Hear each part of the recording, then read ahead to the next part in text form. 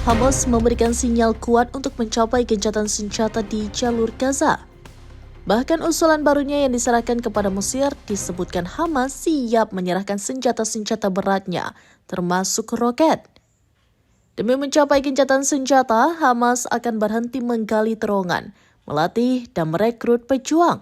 Selain itu juga akan berhenti mengembangkan senjata perang dan sejenisnya. Diketahui Hamas akan menyimpan senjatanya di gudang dengan pengawasan Mesir. Hamas menilai sejumlah senjatanya itu merupakan senjata pertahanan yang berbeda dengan senjata serang. Sebelumnya, Mesir tengah menyiapkan usulan baru soal gencatan senjata antara Israel dan Hamas di Gaza.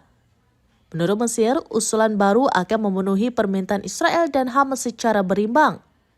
Hal itu bertujuan untuk mewujudkan gencatan senjata jangka panjang yang mencapai selama 5 hingga 7 tahun.